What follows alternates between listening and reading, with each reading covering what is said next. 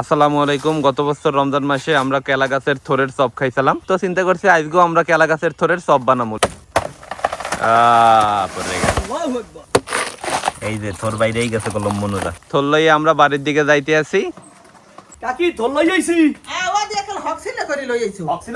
আমরা বুঝি এখন থোর কুচাইতে হইবে, থোর কোড়া হয়ে গেছে, এখন এই থোর ধুইতে হইবে।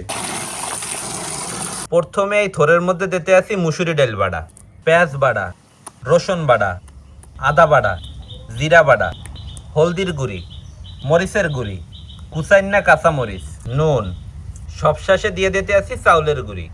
এখন সবকিছু একলগে মাখতে হইবে। থোরের চেয়ে কলম ডাল বাটা একটু বেশি দিতে হইবে। মাখা হয়ে গেছে, এখন আমাকে গরম তেলে ভাজতে হইবে। এই কেলা গাছের থোরের চপ কলম অল্প আছে ভাজতে হইবে। কেলা গাছের থোরের চপ প্রথম খোলা কলম ভাজা হয়ে গেছে, এই হইছে দ্বিতীয় খোলা। কেলা গাছের থোরের চপ বানানো হয়ে গেছে, এখন খালি খাইয়ে দেখেন আর পালা যে কেমন হইছে। একটু সসে চুবাই লই। বিসমিল্লাহ। কি আব্বু কেমন লাগে? মজাই তো লাগে বেটা। লিটন ভাই তোমার দ্বারা কেমন লাগে?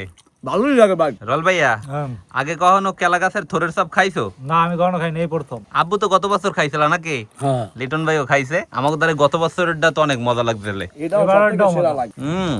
কেলা গাছের থোরের চপ তো অনেক মজা হয়েছে।